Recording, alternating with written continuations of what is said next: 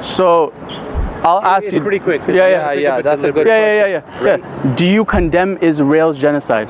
Yes. So I there do. should be no war, right? Because I do condemn it. children, women. He elderly- condemned it. Do you condemn Israel's genocide? This is where I stand. Yeah. I know you have an agenda. My agenda is pretty straightforward. I support peace. So Obviously, we all support peace. Yeah. But the thing of it is, like, again, you're allowed in this country, so that's your right. I'm not gonna. I was born here, so I hope that I am. Perfect. my friend, yeah. You know what? I don't have that power, man. Like, I just want to know the people that I'm living with. This country's safe. So So, for bottom line, example, like, do you support Hamas or do you support condemn peace? Israel killing children from the hospital? Hey, man, I don't support killing anyone. I want you to condemn Israel. That's what I want you to say here. No, you cannot do this. Yeah. Hey, listen, you can't tell want me you- what to say. Well, you can't tell me what to say then. I'm asking you what you think. Yeah, I'm saying, that's this it. is what I'm saying. Hey, I believe listen, that the rapist, This is the raper, This is the wrong thing that's happening.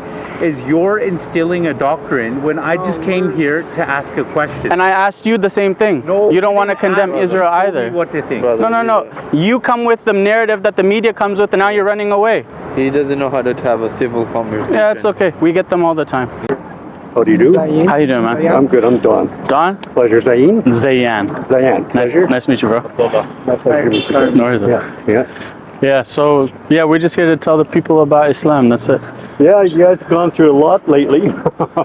Yeah. There's a lot of negative rhetoric out there. The lens is pretty negative, if you ask me. Yeah.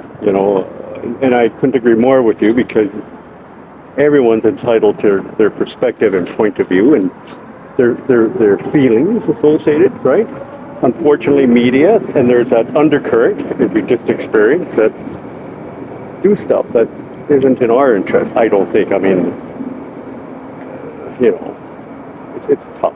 I think it's tough for us right now. Yeah, I think you're right because I think objectivity from journalism is lost. It completely. Yeah. And so it's hard for anybody that is, trying to find out what's really going on to find out what's really Sure. going on. The balance of it, and I'm not suggesting to you that our side is any better than that side. There is a history we're talking about that a lot of people are unfamiliar with. Yeah. And unfortunately, the media has taken that well out of context and has shown, the Middle East and all that in a very aggressive, dark light that probably isn't as truthful as what it appears. Yeah. No, I agree with you. And I think that part of it is because of that, one-side narrative. Yeah. And part of it is because people just don't want to search for anything other than what they've been fed. No, people are lazy. Yeah. It's a lazy mind now, right? Yeah. Yeah. And even in I was at, for example, yesterday I was at Beth Israel at the synagogue, and there's a little young fellow in there, but his questioning was very scripted. It didn't come from here, right? There's a difference, right? And the young people, Because he's being recorded or something. it's not from the heart. Like what we grew up with, or what I grew up with. We grew up with when we were seeking and asking questions. It came from here. It wasn't a script. It was about how we felt and seeking answers relative. Yeah. And that's the way it is today, unfortunately. These are our leaders of tomorrow. Right. I think it's great that you reach out as you are and make yourself accessible. I think is the thing. Yeah. Would you not agree with that?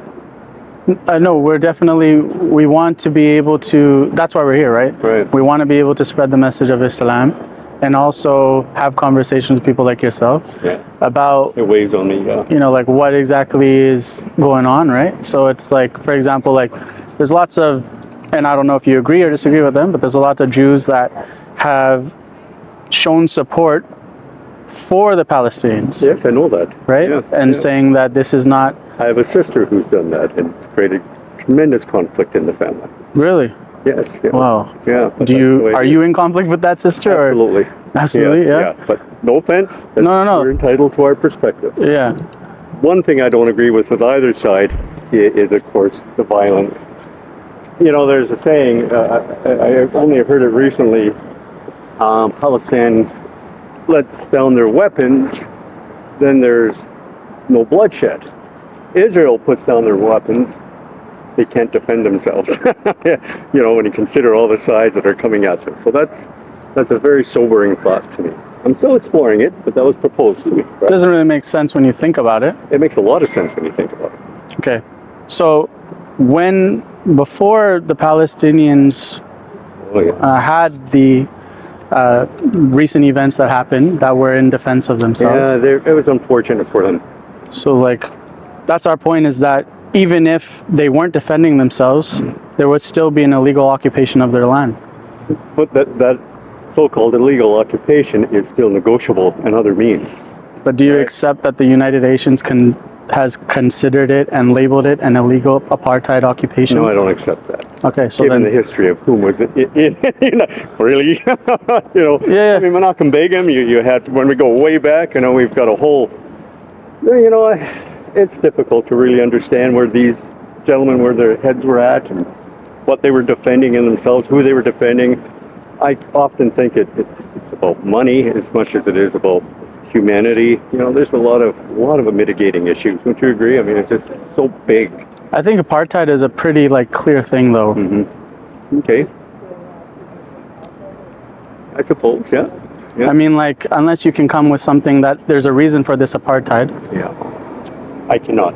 right? So Not honestly, anyways. So that's why I'm saying is that before 1940, there was no Jewish state in That's that right. land. The Palestinian people welcomed the Jewish people there with open arms. Yeah. And since that time, there has only been more and more occupation of the Palestinian land and more taking away of their rights. I don't see how that can be justified Well, it's by been a anyone. collective. No, we got to be, you know, if we're discussing truth here, it's been a collective conflict. It's not a singular conflict. One does this, the other does that, one does that. I mean, you know, until both sides just stop and have dialogue, I believe that's possible. I believe there's dialogue beyond the extremism. I don't believe I'm that naive. No, I don't think that you're naive. I don't think that. No, I think that hopeful. yeah, I think that perhaps if we look at it this way, right? Our position is that they were there, Yeah. they should be allowed to stay there. And if we go further back in time, clearly you know where my position is. So Yeah. it's a tough one, isn't it? We're locked horns here. Yeah. But and then our position is as well, is whatever you base the belief on, if you're basing your belief that the Bible says that that's their land, we challenge that, is that reliable from the Creator? That's an ongoing. It's like the scrolls from the Red Sea Scrolls, for example. Dead Sea Scrolls. Yeah, no, you know Yeah. about that, right? I mean, Yeah. really, is there truth behind this? Is it made up? Is it like when we saw that the shawl of Jesus Christ, right? Did it have the ability to cure cancer? Exactly. I just, you know, we're pulled in these directions that it's so much stuff to cut through, you know, fine. So as you and I stand here having this meaningful conversation, it's because we can. It's because we're not bringing the history, the rhetoric in between us. Yeah. What we're doing is we're I just talking. don't. Me personally, I don't think it's useful for me to get for me to speak from a place of emotion towards you, or for you to do the same. I think that if we look at it logically, Yeah. right? Like I said, like they were there before, they should be allowed to Right. stay there. Yeah. Apartheid is wrong. I do wrestle apartheid, but then again, I also think of Africa and I think of other. Yeah. In some places, Yeah. it works. Yeah. Is that what you're saying? No, I would never say that. Definitely not in Africa. That was brutal. Yeah. So that's what I'm That saying was is that brutal. I think if we look at it on an objective basis, Yeah. any apartheid is wrong. That Oh, citizens of the earth should have equal rights and be able to free move, instead of Gaza being the largest open air prison in the world. Well, that's interesting. How long you guys here for? We usually leave around 5 p.m. Oh, so you come 5:30. like tomorrow? You'll be here Oh, we're here every Saturday. every Saturday. Every Saturday, yeah. That's it. Yeah. You know, I like to bring my rabbi by and have a conversation with you. Beautiful man, incredibly aware, articulate, judgmental in that regard. be a worthwhile discussion. Be nice. Yeah, it would be. I look forward to it. Thank you. Thank you so much. No worries. Thank you. Yeah. Bye for now.